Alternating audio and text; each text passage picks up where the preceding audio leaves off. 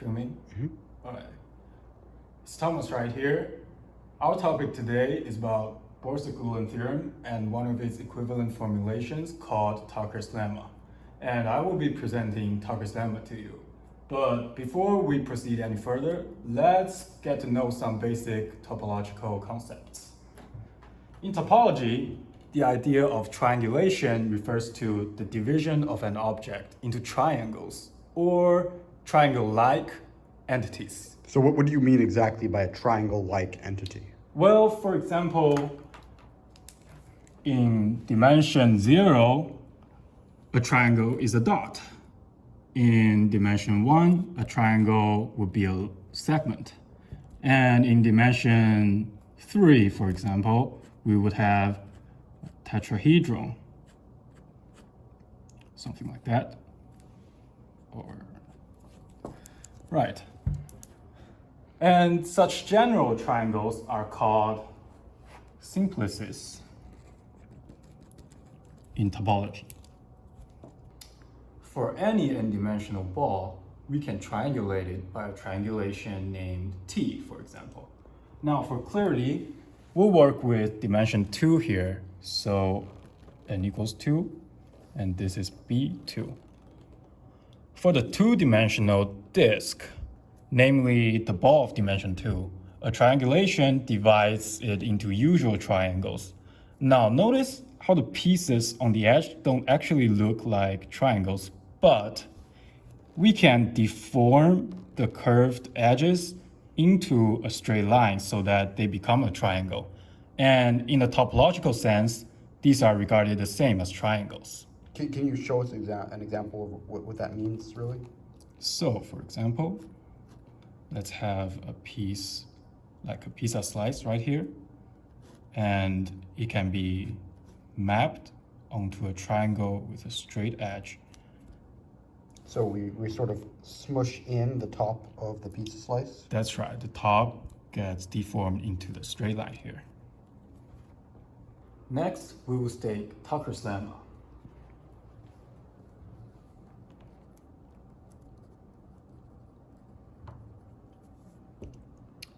Let T be a triangulation of the ball of dimension n that is antipodally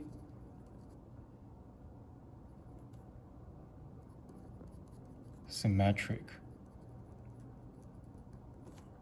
on the boundary. So what does that mean for a triangulation to be antipodally symmetric on the boundary? So that means every simplex on the boundary for the two-dimensional ball, it would be the circle. Every simplex, whether it be a line or a vertex, that is a point, the negative of that simplex would also be on the boundary. So for example, in our example right here, the point right here and the negative of that point, or the line right here and the negative of that line. So we're talking about the line, like after you deform it, like we talked about right here. So it'll become a line right here. Exactly. And then the negative of that line right here will also be included in the triangulation. Exactly. And this condition must hold for every simplex on the boundary. So now we label the vertices this way. 2 here, 1, 1, -2, -2, -1, -1, 2, 2 for this one, and -2 for this one, and -1.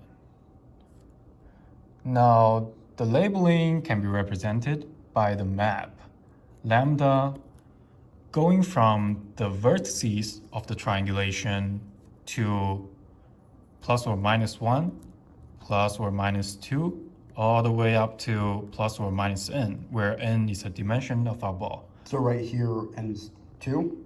That's correct. Right here is 2, so we have the labelings all 1, 2, or -1 or -2.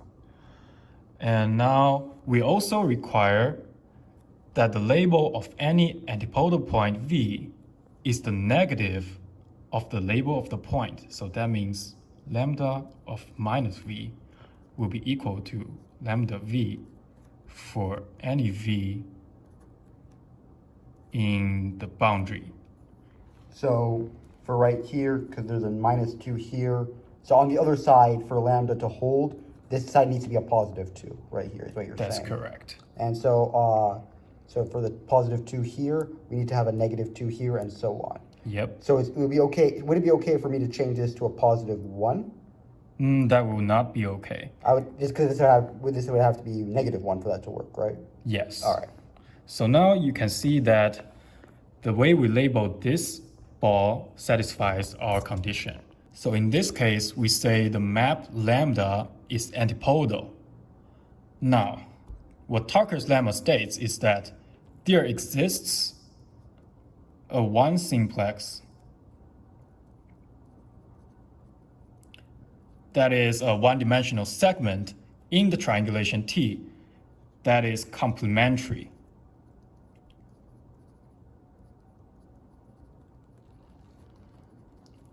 So what is a one simplex again? One simplex is just a segment, so it's a one-dimensional simplex. So as we already showed right here, a one-dimensional simplex is a segment. Okay, and what does it mean for it to be complementary? Complementary just means that its two vertices are labeled by opposite numbers. So, okay, so if we took this example right here, then I suppose the complementary one would be this line segment right here? That's exactly correct. This line right here is the segment that is complementary. Okay, but why couldn't I change, if we're only antipodal on the boundary, why can't I just change this to a +1? And then we would no longer have this complementary edge. Great question. If we change this to a 1, then we will have another one right here. If this point was labeled by 1, then this point is labeled by -1, and we will have another complementary edge right here. So as you can see, Tucker's lemma holds for our shape right here. All right, now let's switch gears and talk about Borsuk Ulam Theorem.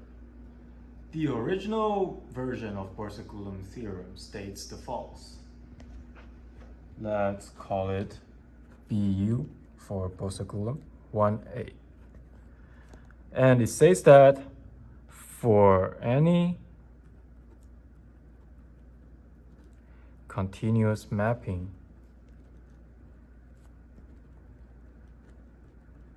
let's call it F, that goes from Sn to Rn, there exists a point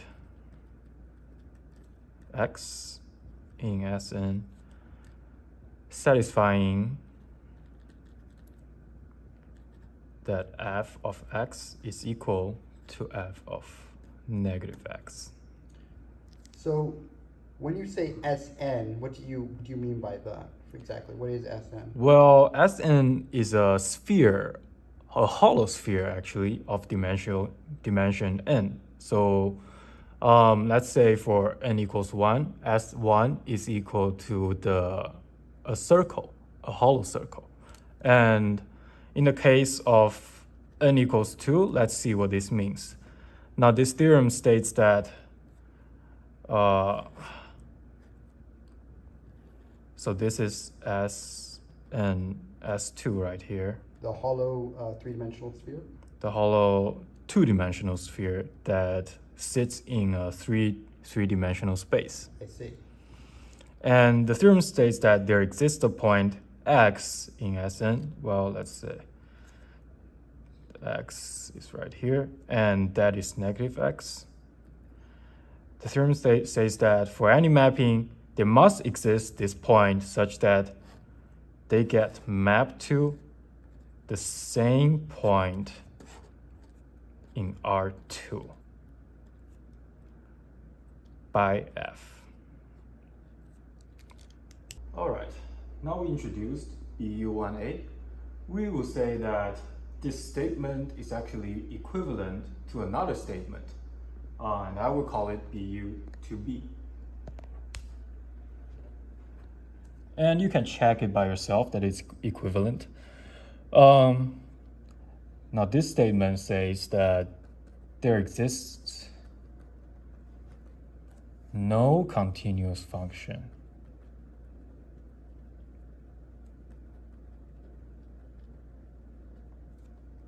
f from the ball of dimension n to the sphere of dimension n-1 satisfying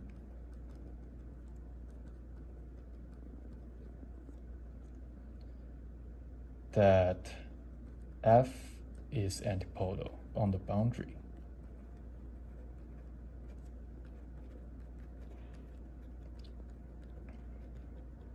Now, what is the boundary? Well, if you notice, the boundary of the ball Bn is actually just Sn-1. And Sn-1, if you will notice, is just the boundary of Bn. That's how we would denote it. So it's like if you had a filled-in circle, then the boundary of the filled-in circle is just the circle itself. Yes, exactly. And for a filled-in sphere, the boundary of the sphere, or the ball actually, would just be the hollow sphere. And yeah, that means explicitly no such continuous function satisfies f of negative x is equal to negative f of x for x in the boundary. And cut.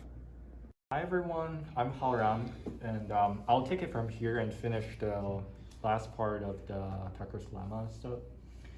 Well, I would say I have like 3 steps to finish all of these, and the first one is that I'll single out a class of simplexes, and these class have a mutual property that I'll explain later. And then I'll define a graph on these simplices. And the third part is to draw a conclusion from this undirected graph. So that's our 3 steps.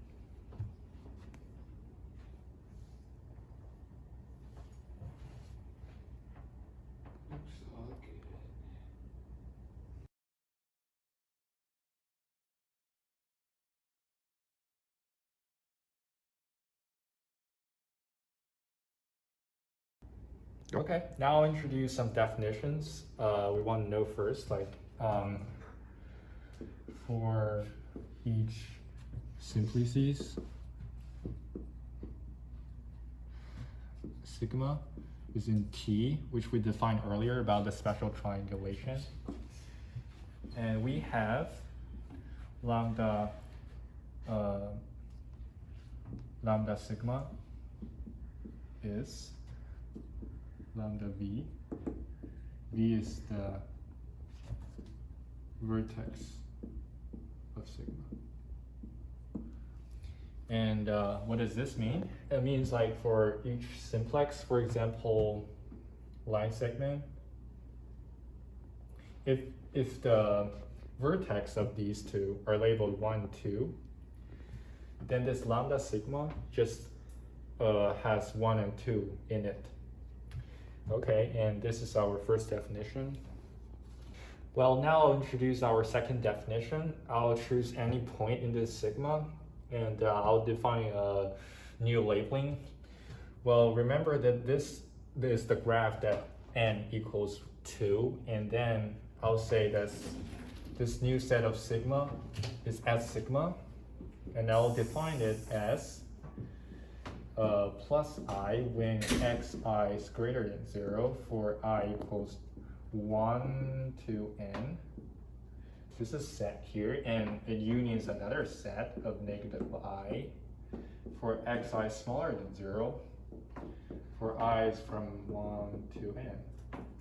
All right, so in this case, n equals 2 right here. So the only possible values of S sigma, I'm guessing, are going to be plus 1 and 2 and minus 1, minus 2? Yeah, perfectly correct. So if we choose like a specific case, for example, if I choose this vertex to be 2 here, and then this to be 1. So if I choose this line segment here, then recall that since all our definitions is xi greater than 0 or smaller than 0, it has no equal 0. So this line segment has x2 equals 0, but x1 is larger than 0, which means that S sigma for this part is just 1. Please recall that we already have a function lambda that goes from vt to plus -1 plus -2 to plus -n. So this is what is defined earlier. And then we want to draw a new definition here regarding these two definitions. And we will call a simplex as happy.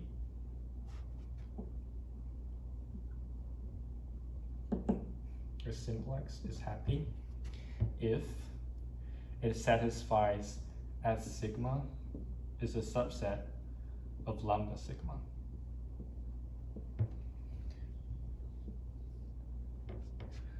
Okay, I'll finish the labeling and then I'll explain you more about this.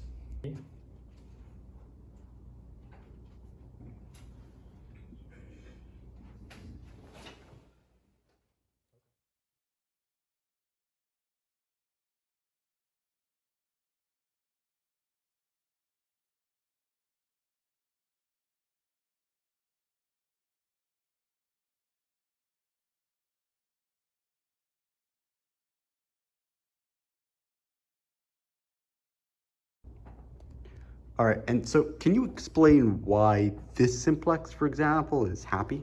Yeah, of course. Well, if we take this line segment here, well, if I label it as sigma 1, let's see what it happens. Well, sigma 1 has vertices 1 and 2. So according to our lambda function here, the lambda sigma 1 here is just 1 and 2. And for S sigma, as we stated here, xi's has to be either larger than 0 or smaller than 0.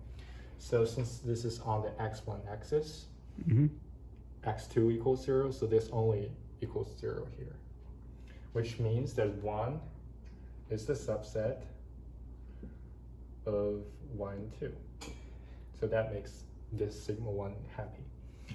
And now for after this specific example, we'll see like the properties of sigma, like the properties of sigma being happy.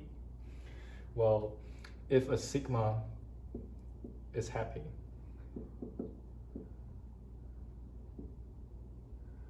well, we set up k equals S sigma cardinality, which means that just count the number of items inside. For example, if it's 1, then just 1 item, then k equals 1. If there are 2 items, then k equals 2. So for example, maybe this simplex right here, what would the k be for that one simplex right there, the triangle? Yeah, for the triangle, for the triangle, we know that it has no boundary line segments here. So it is x1 greater than 0 and x2 greater than 0. So this kx sigma here is 2, according to the 2 axes. And then we know that a property we can draw from here is dim sigma is equal to k, either k or k minus 1, if sigma is happy. So we get 2 other definitions, and I'll simply write it if sigma is happy. Then if the dimension sig of sigma is k minus 1, we call it tight. If it's k, we call this loose. I first want to introduce some basic definition from graph theory, which is just a graph. As we know, graphs consist of nodes, which is just points. And these nodes are connected by edges, which is just this line segment here. So understanding this, we can now define a graph here on our Tucker's lemma. And then think of a graph that whose vertices are all happy simplexes. So thinking of these vertices is like thinking of the nodes. Like this is a node, this is a node, and this is a node as points. So we're looking at nodes within the simplex? So we're taking like this whole triangle area as a node, and we're taking this line segment, this edge here as a node. So in the graph that we construct, each simplex is going to be represented as an individual point like that one right there. Yeah, that's totally true. So if the vertices are all happy, which is the vertices among these shaded area, we can now think of how we could connect them. Since these two parts are isolated, we could definitely think of that it could be connected by the antipodal, which means that it's in the opposite direction, -1, -2, 1, 2. So think of these two edges, then it's connected by this. Or we could think of it connected within the triangle. Like for example, if I take this line segment here as sigma, and then the area here, the triangle area here as tau, then we would say that sigma is a facet of tau. Like by saying facet here, it means like this is just dimension tau minus 1. So for example, if we're looking at this simplex right here, the triangle, Yeah. so if we're just looking at this simplex right here, the facet would be like this line segment, for example? Yeah, I'll start from here. Like if I say that tau is this triangle area here, it means that this dimension is 2. So the dimension tau minus 1 is just 1, which is just this line segment here. So that's the definition of facet. So there are only like 2 ways of connecting them. The other is just antipodal, right? If we are constructing a graph like this, we can basically convert the graph from this line segment to the area, to this line segment, to the area, to this line segment, and way across here. And so can we get an example of how what this graph would look like if we drew it out? Yeah, of course. I'll first draw an example using the graph theory, like with nodes and edges. Like if we start from here, if it's starts from the 0 point, then there will be a node.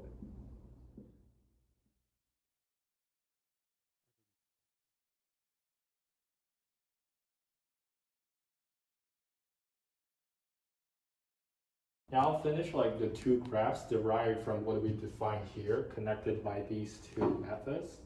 And now we could probably see this, because this is only in the graph theory stuff, so probably we could visualize how it works here. Like starting from this point here, then it goes to this edge, then this point, then this edge, then to this area, edge, area, edge, and don't forget that we could connect it by sigma, which is connected by the second. And then we go to this edge from -2 to -1, and then to this last part of this triangle area. So that's one graph as we defined here. And now I'll introduce a new lemma, and it will help us to proceed the proof of Tucker's lemma. This lemma is called the handshaking lemma. Well, now that we have a group of people in this room and we are doing handshakings, imagine each of us is a node. And then if we do one handshaking, then this handshaking will be considered as an edge. Now, if we proceed the handshaking, and then consider another term called degree. Well, each handshaking, which means connecting an edge, adds up 1 degree to each of the person, which means I have a degree 1, degree 2, and then degree 1. So the total of degree is 6. And now see we only have 3 handshakings, which means that the total handshakings multiplied by 2 is the sum of degrees. All right, so what Haoran talked about is he introduced the concept of a facet, right? So on this graph G that we're going to build based on the connections of all the happy simplices right here, one of the ways we can connect 2 simplices on our graph is that one has to be a facet of the other, meaning that it's, so for example, if you have a triangle right here, a facet will be this line segment right here. It has dimension 1 lower than the main simplex of the triangle, right? But there is for this graph, we're going to put an additional restriction on that, in that, so both the triangle and the simplex here have to be happy, but this simplex has to be made happy by these 2, the vertices that the triangle is giving to it right here. So for example, let's take this triangle right here, and as we can see, so this simplex right here, this line segment is a facet of the triangle right here, but it has to be made happy by the vertices or the labels that the triangle is giving to it. So right here, it's giving it the labels 1 and 2, and in order for this to be happy, it needs to have a labeling of 2. So we can see right here, this is a facet that is connected on the graph. Now, for our proof right here, we can see that we consider this happy simplex, so which is the one at the origin. This is at the point 0. So if you think on the like a coordinate grid right here, this is right here. So this is a happy simplex, right? And furthermore, I'm going to assert that it can only have a connection to one other simplex on the graph that we've built right here. And in this case, for the labels we've given it, it's going to be this line segment right here.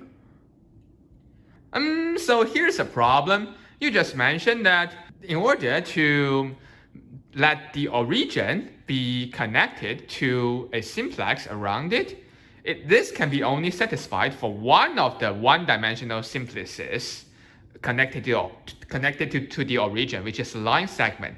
So why it can't have more than one? For example, what if the lambda of the origin is not 1, but actually -1? Yeah, that's a good point. Well, let's come over here and look at it. So you're saying, what if the lambda of the 1 of the origin right here, this is -1 right here? That's what I'm talking about. Okay, -1. And remember, in order for it to have a connection on the graph, it needs to be made happy by this lambda right here, this labeling on the origin, right? It needs to be the one the facet is giving to the simplex it's connected to, right? So if this was a -1, then what would happen is that in the -1 direction right here on the, so this is the x1 axis right here, then this would become the new happy simplex. I see. So this is what you mean by the line segment is made happy by the lambda of the facade. I see. Thank you for the explanation. So now we've established that the simplex at point 0 has one, we'll call it a neighbor when something's connected to something else on the graph, we'll call it a neighbor. So it's one neighbor right here. So now what we're going to assume for our contradiction hypothesis is that Tucker's lemma is false, right? There is no complementary edge. So nowhere here is there something that says, for example, 2, -2. It doesn't exist anymore, according to our assumption. And we're going to show that if that's true, then every other simplex here has 2 neighbors right here. And so what does this mean? So let's say that there are m number of simplices in a figure right here. So that means that together there are 2m plus 1 possible connections on their graph right here. And that would violate the handshake. Okay, so now we've established the guidelines for our proof. We're going to start splitting up into cases. So for our first case here, we're going to be looking at tight, happy simplices. So just as a refresher from how we define these terms, right? Tight means the dimension of the simplex is k minus 1. Where k, we can think about is that's the dimension of the overall space that the simplex lives in. So let's take a look here. For example, if we're looking at this simplex, this triangle right here, it's living in 2-dimensional space, right? Because you need 2 axes to span the space of that triangle, right? So that's going to be dimension k, right? Or so k equals 2 in this one. But if we were looking at something, let's see, this simplex right here, which is on one of the axes, right? It can be spanned entirely by this straight line, this axis right here. So it's going to be living in a space of dimension 1, right? Okay.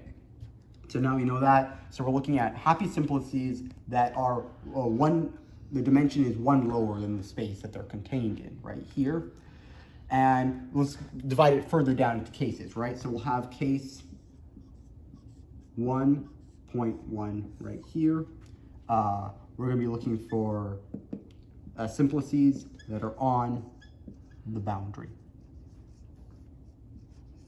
Okay, so we're trying to find out all possible neighbors on the graph to simplices that are on the boundary right here. So, for example, one neighbor that we're definitely guaranteed is that, so here's one that's an example right here of a tight happy simplex on the boundary right here, and I'm guaranteed to have the antipode to that right here is going to be a connection on the graph. Now, why am I guaranteed this? Well, remember that this triangulation is antipodal on the boundary. So if we know that this simplex is contained in our triangulation, then we're guaranteed that this simplex is also in the triangulation.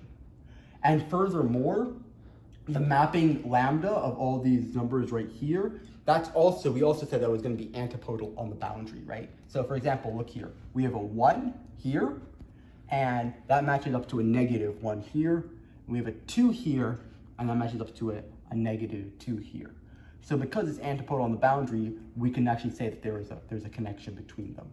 Okay, so now we've established for this case 1.1, one connection. Negative sigma is a neighbor. But for the purposes of the proof, we want to establish that there is exactly one more connection right here. And so why don't we take a look at this this simplex right here that I pointed out before. So we already know it's connected to this simplex, which is its antipode right here. But in addition, notice how it's also going to be connected on the graph to this triangle right here. You see, this triangle is being made happy. It's living in this, we can consider this first quadrant right here, and it's being made happy by these labels right here. So in order to make it happy, it needs to have the labels 1 and 2 because it's in the positive quadrant right here. And it's being made happy by the labels that this line segment is giving it. And in fact, for any tight, happy simplex on the boundary, it's going to have exactly one neighbor on the graph, which it is a facet of. And we can just, in two-dimensional space right here, R2, we can illustrate it like this. Right, so a tight, happy simplex here looks like a line segment, And so, we can give it random labels like this right here. And these labels are making the line segment happy. And the line segment, if it's on the boundary, right, it's going to be connected to only, if it's on the boundary, there's nothing here. It's only going to be connected to one simplex of a dimension greater than it, which in the two-dimensional case is a triangle. So it's always going to have one neighbor, which is a facet of. So overall, we've established exactly two neighbors for the case 1.1. So here, 1, and we'll give it the letter tau right here. Okay, cool. So in the previous one, we covered the case in which we have a tight, happy simplex that's on the boundary. Now, we're going to be looking for tight, happy simplices that are not on the boundary. So this is case 1.2 right here, not on the boundary. And so if it's not on the boundary, then because the map's not antipodal in the interior, it's only antipodal on the boundary, right? So it's not going to have the antipode mapping that we have in this one. But instead, what we're going to have here is, so remember, the one on the boundary had no neighbor in this direction, right? Because there's nothing on this side. But if it's in the interior, right, there is exactly two neighbors now that it's the facet of. See, so if we have the neighbor here, it's going to make, and we assume that this line segment here in the two-dimensional case is happy. It's going to give both of its labels to two simplices of dimension 1 greater than. In this case, these are dimension 2, or triangles, right? And if these two labels are enough to make this line segment happy, then they're going to also make this triangle happy and this triangle happy. So we've established that there are exactly two connections on the graph when you have a tight, happy simplex that is not on the boundary. All right, so now officially we've settled the first case, right, where we have a tight and happy simplex. And now for the remaining cases, we're going to be looking at loose happy simplex. That's going to be our case 2. And we want to prove that these two also have exactly two neighbors when we put them in the graph form. So just a reminder, tight meant that it's one, the dimension of the simplex is 1 less than the dimension of the space that it's being spanned by. And then loose means that the dimension of our simplex sigma is exactly equal to the dimension right here. So why don't we look at an example right here? This triangle right here, this is a two-dimensional simplex that's being spanned by two axes, so it's in two-dimensional space. So that's an example of a loose happy simplex. And then this line segment right here is being spanned, it's a one-dimensional simplex that's being spanned by a one-dimensional space, so it's also a loose happy simplex. Okay. And so just like the last time, we're going to break it down into cases. So case 2.1 is going to be when S of sigma is equal to lambda of sigma, where we can think of S as being the natural labeling that is being given by whatever quadrant it is. So the natural labeling for simplices in this quadrant right here is going to be 1, 2, because it's in the positive x1 and in the positive x2 axes, right? And also for this one right here, negative x1, negative x2, so the natural labelings for S sigma are going to be -1, -2. And once again, our lambda is going to be the labeling that we assign it. That has to be antipodal on the boundary. So what does it mean exactly for S sigma to equal lambda of sigma? All right, so what does it mean exactly for S of sigma to equal lambda of sigma? Well, basically it means that one of the labels lambda is going to have to be repeated. And to illustrate, let's look at the n = 2 case, which is this thing right here. So there are two possible cases for this case 2.1. One is that we have a triangle, so two simplex in the interior somewhere, right? Something that looks like this. And let's say that this is in the first quadrant right here, right? And we want, so the natural S labels are going to be 1 and 2. and we want S sigma to equal lambda sigma, right? So the only labels I'm allowed to put on here are going to be 1 and 2. So that means that at least one is going, exactly one actually, is going to have to be repeated up here. So that's the n equals 2 case. An example of that on our graph was going to be this simplex right here, right, where you can see that one of its labels, the 1, is being repeated right here for this triangle. And now the other example in the n equals 2 case is going to be if we're looking at simplices that are spanned by a single axis, so either on this axis or this axis right here. So an example of that would be a 1 simplex on spanned in the one-dimensional space. So like, for example, this simplex right here. And we can see right here that in order to make this be happy, it needs to be given the label 1. And as the 1 is being repeated both times. So S sigma is equal to lambda sigma here. So for the triangle case here, obviously this cannot be a facet of anything, right? Because there is no dimension 3 simplex in the 2-dimensional space. But for this one here, it also can't be the facet of anything else it's attached to on the graph. Because those labels aren't enough. So I attached a 2 simplex. So we have here 1, 1, and we attached a 2 simplex to it. These labels aren't going to be enough to make this 2 simplex happy. It needs to have a 2 right here or right here in order to make this happy. Which means that the only 2 connections for a loose happy simplex that satisfies this condition right here are going to be exactly the 2 simplices that are facets of the simplex. So for example, for this simplex right here, the only 2 connections are going to be to this vertex and to this vertex. Okay, cool. So we've settled the case where we have a tight happy simplex, and we've also settled the case we have a loose happy simplex where the natural labeling is equal to the labeling that we give it. Now there's only really one case left to cover. So case 2.2.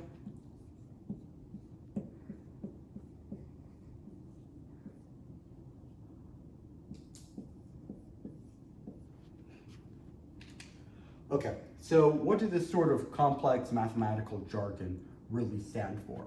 Well, all it's saying is that there exists a label, we'll call it I, that's in the labeling lambda, the antipodal map that we're providing here, these numbers. That's not one of the natural labels. So before we only looked at the case where the labeling was something like here, where the labeling we gave it matched S sigma exactly. Here there's an extra label that we're going to give it. So let's look at an example. So right here, an example would be, so we have a loose happy simplex right here, and in order for this to be happy, it needs to have the labels 1, 2, and but this one here can't be a 1 or 2. So for example, it could be a -1 right here. So this would be an example right here. Okay, but now, as you may have noticed, we haven't really used our contradiction assumption, right? And so here's where we're going to use it. We're going to say that this case right here, because you notice what I've accidentally done is I've created a complementary edge for the simplex right here. We're going to say that actually can't happen, right? There can't be a complementary edge. And we're going to show that if that's true, then there has to be exactly 2 neighbors to the sigma that we've created up here. So instead of this, we're going to be looking at sigmas that take the form. So remember, it has to be loose. And we showed it can't be a 2 simplex, because if there was a 2 simplex that satisfied this condition, then you have a complementary edge. So instead, we're going to be looking at one simplices that are spanned by 1 dimension. So it's going to be on one of these axes, right? So for example, if we had something that looked like this, this one would be made happy by the label +1, and let's give it the label -2 as well. All right, great. So now that we've established what our simplex sigma actually looks like in this case, we want to identify the exactly 2 neighbors that it's going to have on our graph rendition. So let's take a look here. Well, first of all, we know it's going to have, just right away, it's going to have this facet is going to be a neighbor on the graph, right? So the facet, so if we call this, remember, this is our extra label. We'll call it I to match what I wrote here. So this is our extra label I. And so the facet not containing I, so in worst case, it's going to be this vertex right here. It's going to be made happy by this labeling right here, right? So this is in the positive x1 direction. It's a positive 1. It matches. It's going to be made happy. So we've identified exactly one neighbor. Now we need to find our second neighbor. This is going to be a little bit trickier, but I actually want you to pause the video right now and think of how we're going to find that extra one. All right, hopefully you've unpaused it and now you're back. And now let's try to find what our second neighbor on our graph is going to be for this loose happy simplex right here. Remember, we have that extra, our contradiction assumption. You can't have a complementary edge here. We're going to use that. So this is going to be the facet of one of the triangles, right? It's going to be a facet of both this one and this one. And the thing is, since we can't have a complementary edge, so this, if we call this one 1 right here, this can't possibly be -1 according to our assumption, right? So in the n equals 2 case, it doesn't leave a lot of examples, right? So if this is supposed to be, remember, this is supposed to be a loose happy simplex, so this can't be, based on this case 2.2 there, it has to be an extra I. So this can't be +1. Okay, so it can't be +1 and it can't be -1. So there are only two possible choices here. It can either be -2, which is what I currently have written, or it can be +2, right? All right, in the +2 case, then if this is +2, that's going to make this triangle right here happy, right? Okay, so then this is going to be our happy simplex. Now, if I changed it to -2 on the other hand, right? It's going to make this one happy. So no matter what label, if you want to obey all the rules, it's going to have exactly one symbol. They can't be both, depending on whether it's going to be either it's going to be the neighbor to this triangle right here or to this triangle. So which means that we've officially proven that in every possible case you think of, if you assume that Tucker's lemma is false, that is, there is no complementary edge, then you end up with exactly two neighbors. And furthermore, as we said in the beginning, this point right here, the simplex centered at the origin, the 0 point, that's going to have exactly one connection. So all in all, you end up with an odd number 2m plus 1 connections, which contradicts the handshaking lemma, which can't possibly be true. Hence, you really do have a complementary edge, and Tucker's lemma is proven. So I'm going to write here QED, which is what we write in math when you've successfully completed a proof. And that's that. Okay guys, so here's Edward, who is going to fit the last part of the puzzle together to form a thorough proof of Tucker's lemma and how it is connected with the Borsuk Ulam theorem. Just like what my partners introduced earlier in the presentation, I will formulate an alternative version of this lemma and explain why it is connected with our Borsuk Ulam theorem. So for the original version of Tucker's lemma, given a triangulation of a ball with dimension n,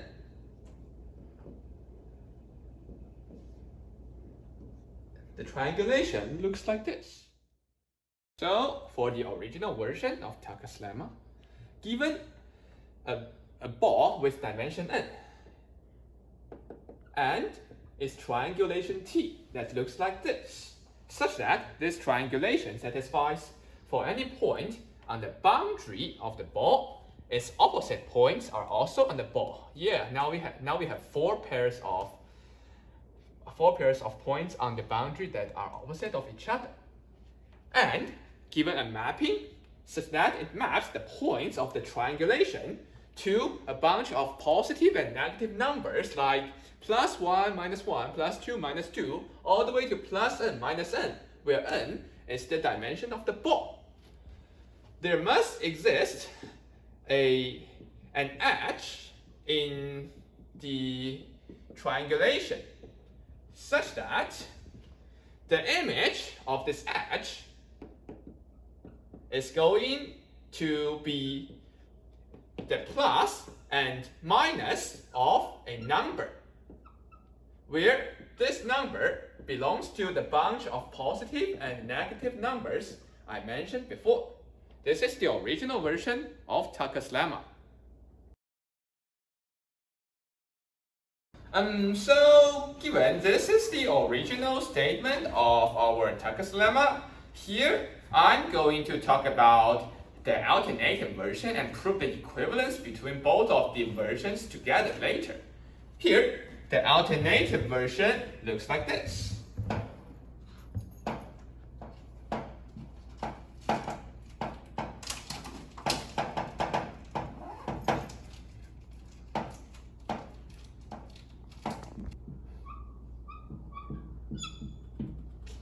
So as we see, the alternative version of Tucker's lemma looks like this.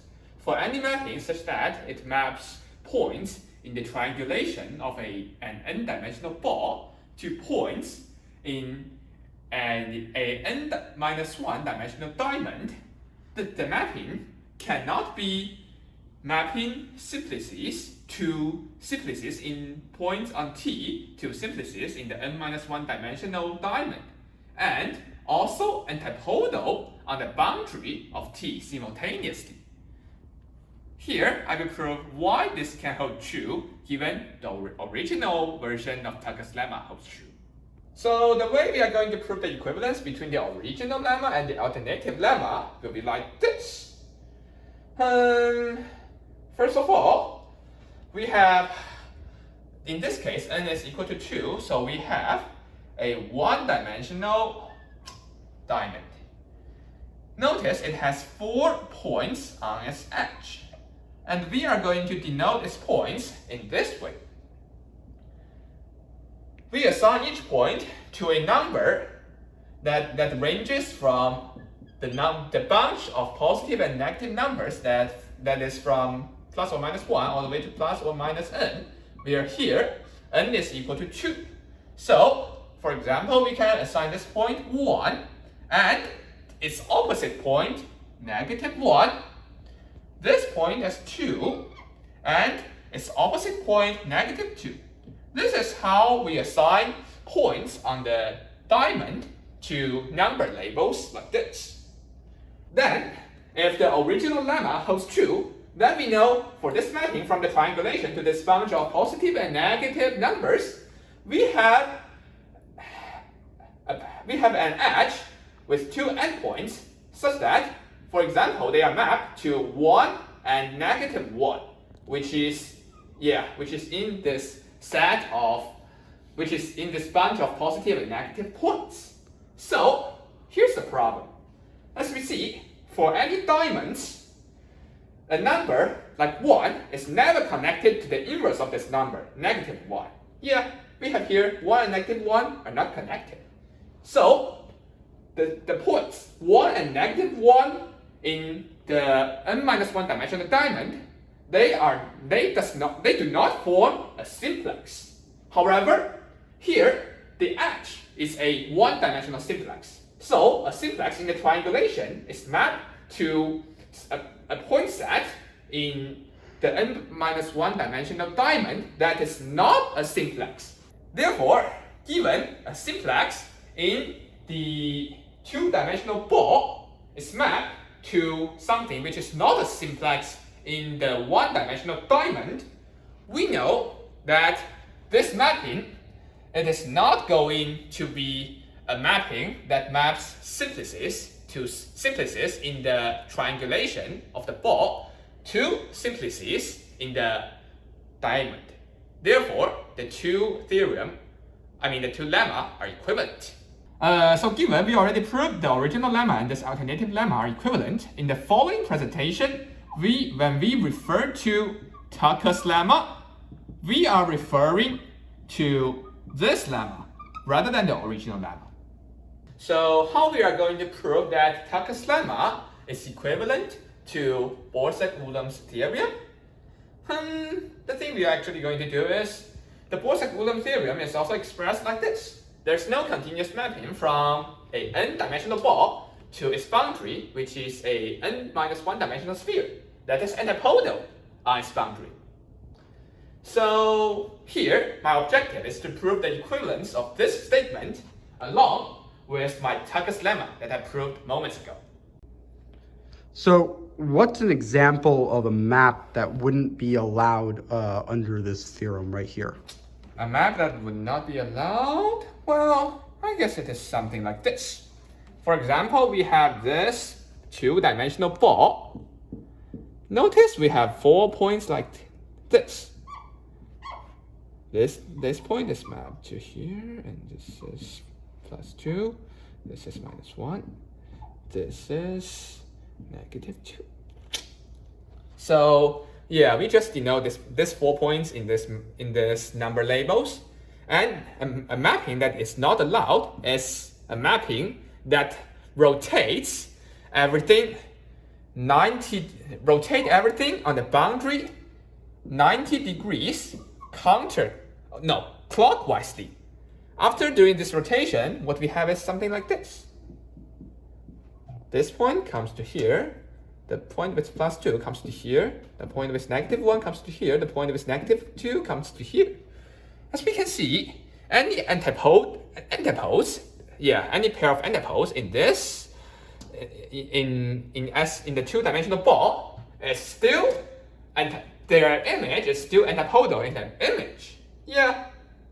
According to the theorem, this kind of mapping must not exist. Okay, so now to prove the equivalence between Tucker's lemma and our Borsuk Ulam theorem, we simply replace our n-dimensional ball with its triangulation T. We know that the boundary of the n-dimensional ball is simply the sphere with n-1 dimension.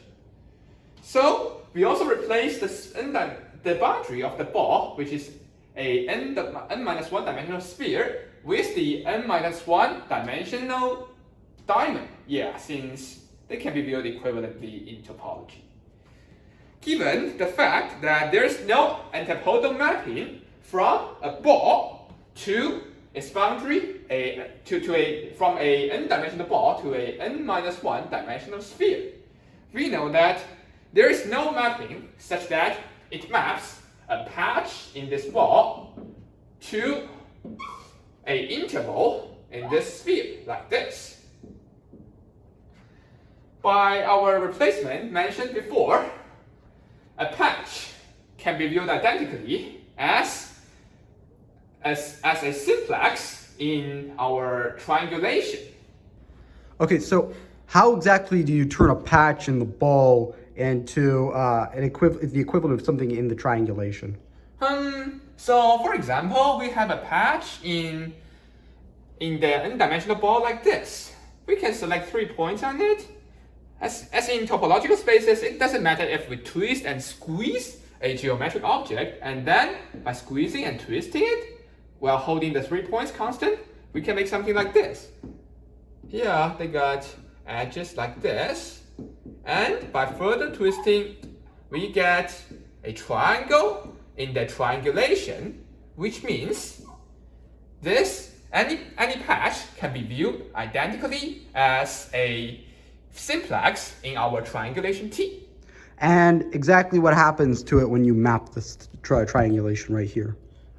So according to Borsuk Ulam Theorem, there is no continuous mapping that maps this kind of patches to those patches which are intervals in the n-1 dimensional sphere, the boundary of the n-dimensional ball. Yes. So given this is the continuous version, we know that for the discrete version, there is no mapping from the triangulation such that it maps this kind of triangles or other simplices in the triangulation to simplices in the n-1 dimensional diamond, because in the triangulation, any patch, any simplex resembles the patch in our n-dimensional ball, and a simplex in the n-1 dimensional diamond will resemble an interval on our n-1 dimensional sphere. So, Edward, what was the point of what we just did, where we talked about some sort of relation or equivalence between this Borsuk Ulam Theorem and Tucker's lemma? Well, what's interesting or unique about that? Okay, so the connection is like this. First of all, we take a theorem from topology, which is the Borsuk Ulam Theorem. As we know, topology focuses exclusively on continuous fields, spaces, and geometric objects. However, the Borsuk Ulam Theorem can be simplified by our equivalence of Tucker's lemma with it. Well, Tucker's lemma is something which lies in the math branch called combinatorics. In this branch, it focuses on finite and discrete fields, spaces, and objects. Therefore, although these two math branches, topology and combinatorics, are not really related, there can be some interesting sparks generated by solving problems from two different approaches and reaching the same conclusion. Therefore, so here's our whole presentation. Thank you all for listening. I hope you guys enjoyed it. Don't try to keep it like perfectly still, which is what everyone's doing. Make sure there's, so here's how I would film you. Right? Put some camera movement, keep things visually interesting. Keep people from falling asleep. I'm gonna be honest with you guys. I don't think even I have the courage to watch this all the way through. I can't imagine how anyone else will I wouldn't be able to watch this entire video all the way through. It's too boring.